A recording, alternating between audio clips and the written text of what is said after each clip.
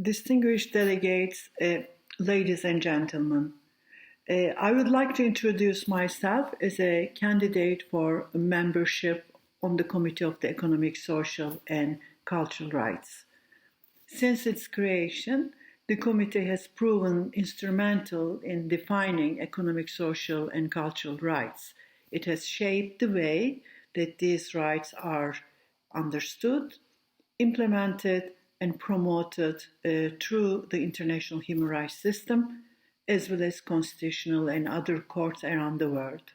There are many new challenges to the agenda and work of the committee, such as financial crisis of the United Institutions and climate change, responsible for severe natural disasters. Most recently, we find ourselves embroiled in the COVID-19 pandemic that affect the ability of countries to fulfill many human rights commitments. We have no knowledge as to how long and how deeply this global threat will impact upon us, especially on the most vulnerable groups. Therefore, at this time of the history, the committee has to work vigorously more than ever before. Committee members must be ready to accept additional responsibilities and work hard to minimize human rights violations in times of uncertainty. As someone who has devoted their career working such rights, it will be my honor to join the rank of this prestigious committee. The resolution 1985/17 requires the 18 membership of the committee to be expert with recognized competence in the field of human rights, serving in their personal capacity. On the basis of this criteria, I put forward my qualifications for membership on the committee. In April of this year, I completed my 6-year term as the UN Special Rapporteur on Right to Food. In my capacity as a Special Rapporteur, I was the world's foremost authority on the right to food as set forth Article 11 of the International Covenant of Economic, Social, and Cultural Rights. It was my responsibility to reveal the global atrocities undermining access to adequate food and perpetuating hunger and malnutrition. I was humbled to give a voice to the voiceless. My position as the Special Rapporteur was just the latest stop on a long career path dedicated to human rights. I am a law professor, currently Global Distinguished Fellow at the UCLA School of Law. My first law degree and a PhD in comparative law is from University of Ankara Faculty of Law.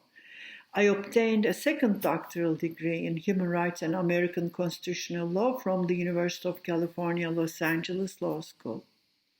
I taught international human rights law, environmental law, and public international law in various countries, including Turkey between 1985-94, Malta as the UNEP chair of the environmental diplomacy in 94-96, Vietnam 98, and several universities in the United States such as Rutgers Law School, Chapman Law School, University of California, Santa Barbara, and most recently UCLA School of Law. My publications draw directly on international human rights documents and their implementation. This includes the highly regarded co-edited 5-volume of human rights called Critical Concepts of Human Rights, 2007. I authored a book on freedom of religion and secularism, published by the Oxford University Press in 2012, and various articles and book chapters on climate change, right to access clean water, and right to food. To look back now, after many years of dynamic work in this field, I realized that I have a unique understanding of human rights as more than a theoretical framework, but as a practical toolkit for state and non-state actors alike. I have offered concrete recommendations to ensure that policymaking institutions recognize the interrelationship of human rights, the importance of cultural differences, and the need to accommodate universal values. It's a natural next step in light of these experiences to inform the greater interpretation and implementation of economic, social, and cultural rights. The committee offers such opportunity and allows me to leverage the lessons I have learned in the many years working in the human rights field. In fact, my strong interest in the Committee of the Economic and Social Cultural Rights arose from three areas of work that I have been doing for many years: women's rights, environment that includes climate change, and right to food. Finally, I'm deeply committed to contributing to these goals. My past work and present aspirations give me a strong incentive to shape global policy with respect to the entire range of economic, social, and cultural rights. Further, as the first candidate from Turkey, which belongs to the Western European group, and as an experienced human rights scholar and practitioner, I will bring a new perspective to the committee, one which is currently absent from the composition. I believe that I'm well positioned to help advance the mission of the committee, reflecting the values and worldview of both Western and non-Western, non-European civilizational and cultural perspectives.